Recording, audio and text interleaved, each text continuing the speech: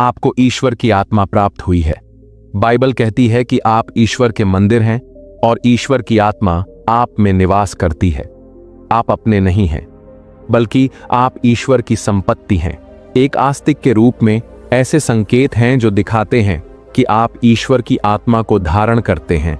वास्तव में आप ईश्वर की उपस्थिति को धारण करते हैं और यह आपके लोगों के साथ संबंध बनाने के तरीके से स्पष्ट होना चाहिए। आप कैसे बोलते हैं और कैसे व्यवहार करते हैं, हम कुछ की जांच करेंगे। नंबर 1, आप ईश्वर के प्रेम का अनुभव करते हैं।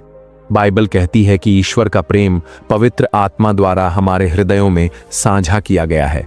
अब इसका मतलब है कि आपके अंदर ईश्वर का प्रेम है और यही आपको वास्तव में प्रेम करने की क्षमता देता है।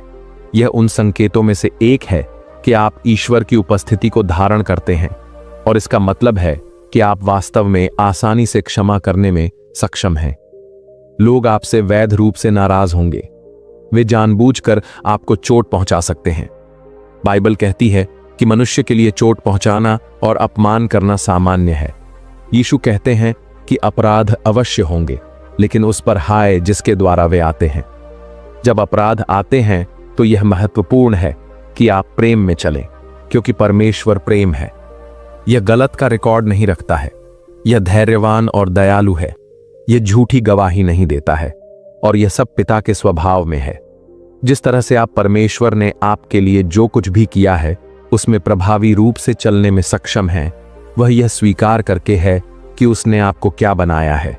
उसने आपको अपनी छवि और समानता में बनाया है और सबसे पहले यह चेतना में आना है कि परमेश्वर आपका पिता है और इस तरह आप अंततः परमेश्वर के प्रेम का आनंद लेते हैं। पिता के स्वभाव को समझना उसके प्रेम को समझना है। अब वह उन लोगों के लिए मरने क्यों आया जिन्होंने उसे स्वीकार नहीं किया कि वह कौन था? वह ऐसे लोगों के लिए क्यों मरा जो पैदा भी नहीं हुए थे? ईश्वर की उपस्थिति में चलने की आपकी क्षमता इसलिए है क्योंकि वह लगभग 2000 साल पहले आपके लिए मरा था। ईश्वर के प्रेम का ज्ञान हमें विस्मित करता है। यह हमें ईश्वर की सभी अच्छाइयों का आनंद लेने के लिए प्रेरित करता है। अब कृपया लाइक, शेयर और सब्सक्राइब करें। ईश्वर की उपस्थिति का एक और संकेत यह है कि वह शांति का आनंद लेता है। बाइबल कहती है कि ईश्वर की शांति जो सभी समझ से परे है आपके हृदय में भर जाएगी जब आप अपना अनुरोध उसे बताएंगे। अराजकता और अंधकार से भरी दुनिया में मनुष्यों के हृदय चिंता और भय में है और ये ईश्वर के नहीं है। यीशु अपने वचन में कहते हैं कि आपको इस बारे में चिंता नहीं करनी चाहिए कि आप क्या खाते हैं या क्या पीते हैं। जिस यीशु के बारे में हम बात कर रहे हैं वह शांति है जिसकी दुनिया को जरूरत है। दुनिया में जो शांति है वह अस्थाई है। यह पूर्ण या संपूर्ण नहीं है। यह केवल एक समय के लिए है, लेकिन ईश्वर हमें जो देता है वह शाश्वत है। इसका कोई अंत नहीं है।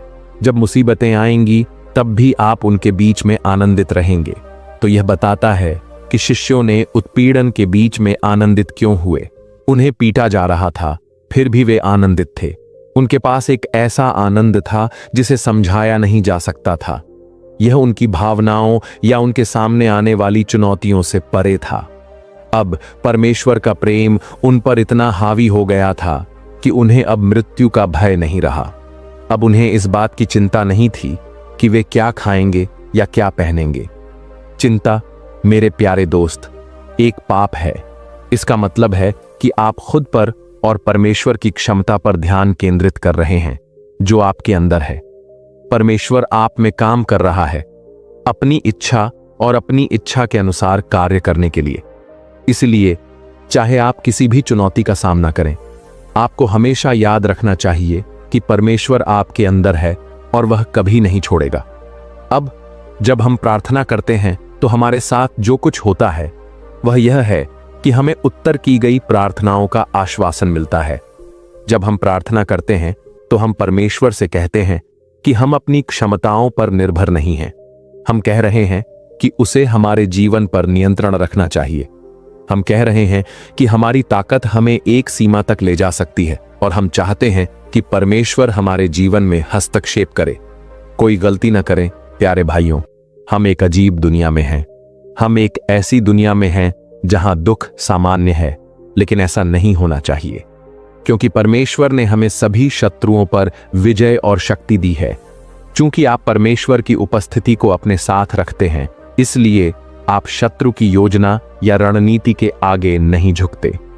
एक और संकेत कि आप परमेश्वर की उपस्थिति को अपने साथ रखते हैं वह यह है कि आपके पास आत्मा की अभिव्यक्ति है। अब परमेश्वर की आत्मा तुम्हारे अंदर वास करती है। तुमने उसे तब प्राप्त किया जब तुमने सुसमाचार पर विश्वास किया। इसलिए परमेश्वर दूर नहीं है, वह तुम्हारे जितना करीब है जितना तुम सोचते हो और जितना तुम कल्पना भी नहीं कर सकते। उसका वचन कहता है कि वह हमें कभी नहीं छोड़ेगा और न ही त्यागेगा। वह हमेशा हमारे साथ है और यह मसीह में तुम्हारी वास्तविकता है।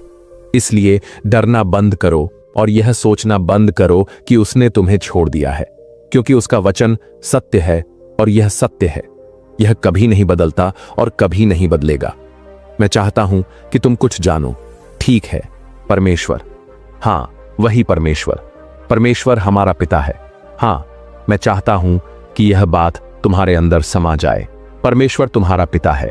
अब यह दर्शाता है कि परमेश्वर चाहता है कि हम उसके साथ एक हो जाएं और वह हमारे साथ। यह उसकी इच्छा है कि हम उसे स्वयं जान सकें। इसलिए यह धार्मिक होने और गतिविधियों में लगे रहने के बारे में नहीं है, बल्कि यह हमारी पूरी शक्ति और ताकत के साथ ऐसा करना है। यह महत्वपूर्ण है कि आप परमेश्वर को देखें कि वह कैसा है। यह महत्वपूर्ण है कि आप उसे ऐसे व्यक्ति के रूप में देखें जो हमेशा मदद के लिए तैयार रहता है। और इसका यह भी अर्थ होगा कि परमेश्वर हमेशा तैयार रहता है। वह आपकी बात सुनने के लिए हमेशा तैयार रहता है। वह आपको महान शक्तिशाली चीजें दिखाने के लिए तैयार रहता है जिनके बारे में आप नहीं जानते। एक व्यक्ति जो अपने जीवन में परमेश्वर द्वारा किए जाने वाले कार्यों के लिए भूखा या इच्छुक है, वह निश्चित रूप से अपने जीवन में परमेश्वर की उपस्थिति को देखेगा। अब इससे पहले कि हम आगे बढ़ें, कृपया लाइक करें, शेयर करें और सब्सक्राइब करें। तो मुझे पूरा यकीन है कि आप पूछ रहे होंगे कि आप अपने जीवन में परमेश्वर की उपस्थिति को कैसे पहचानते हैं। नंबर 1, परमेश्वर के वचन पर ध्यान लगाएं। परमेश्वर का वचन हमारे लिए परमेश्वर का मन है। यदि आप वचन पर ध्यान नहीं लगाते हैं तो आप कभी भी मसीह में जो कुछ भी है उसे नहीं जान पाएंगे। आप कभी नहीं जान पाएंगे कि ईश्वर ने आपको क्या दिया है। जो व्यक्ति अज्ञानता में रहता है वह कभी नहीं जान पाएगा कि ईश्वर उसके माध्यम से कितना काम करना चाहता है।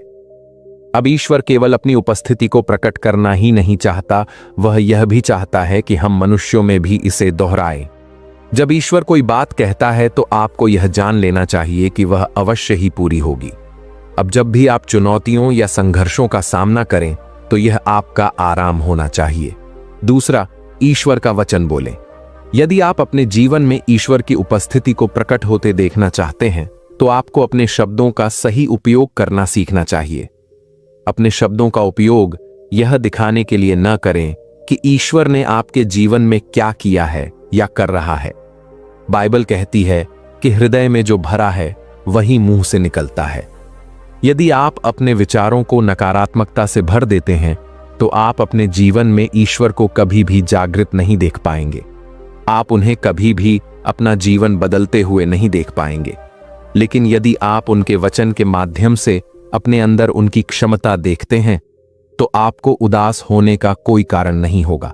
आपके पास विजयी जीवन जीने के लिए सब कुछ है, क्योंकि वह आपके अंदर रहता है। नंबर 3, आत्मा में प्रार्थना करें। अब एक तरीका जिससे आप परमेश्वर की उपस्थिति को बनाए रखेंगे वह यह है कि आप पवित्र आत्मा में प्रार्थना करने में बहुत समय व्यतीत करें। याद रखें, पवित्र आत्मा हमें एक उपहार के रूप में दी गई है।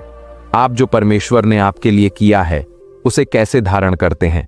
यह प्रार्थना के द्वारा है, विशेष रूप से आत्मा में प्रार्थना करके। अब यह एक आस्तिक के लिए एक मौलिक अभ्यास है। जब आप अन्य भाषाओं में प्रार्थना करते हैं तो आप खुद को परमेश्वर की इच्छा के साथ जोड़ते हैं। आप वैसा ही देखना शुरू करते हैं जैसा परमेश्वर देखता है और आप वैसा ही करना शुरू करते हैं जैसा वह करता है। प्रार्थना आस्तिक का पावर हाउस है। जिस तरह से बिजली पूरे शहर को रोशन करती है, उसी तरह से प्रार्थना एक आस्तिक के जीवन को रोशन करती है। यदि कोई आस्तिक प्रार्थनाशील व्यक्ति नहीं है तो वह विजयी जीवन नहीं जी सकता। यदि वह प्रार्थनाशील नहीं है तो वह जीवन में उत्कृष्टता प्राप्त नहीं कर सकता। जब आप प्रार्थनापूर्ण होते हैं तो आप आत्मा की अगुवाई के प्रति संवेदनशील हो जाते हैं। पुण्यन 4 वचन पर अमल करें। केवल वचन सुनना ही पर्याप्त नहीं है, आपको वचन पर अमल करना भी सीखना चाहिए, और आप ऐसा केवल निर्देशों का पालन करके कर सकते हैं। आपको बाइबल में दिए गए उदाहरणों से सीखना चाहिए। यीशु हमारे लिए एक उदाहरण है। वास्तव में वह मृत्यु तक आज्ञाकारी था। अब यही बात अब्राहम के लिए भी लागू होती है। उसने परमेश्वर के निर्देशों का पालन किया, चाहे वह कितना भी कठिन क्यों न लगे। अब यह कुछ ऐसा है जिसे हमें सीखना चाहिए और हमें अपने जीवन में इसका अभ्यास करना चाहिए। आप विजय में जी सकते हैं, आप विजयी जीवन जी सकते हैं, लेकिन डर का चुनाव न करें, बल्कि ईश्वर की आत्मा से भर जाए। देखने के लिए धन्यवाद और ईश्वर आपको आशीर्वाद दें।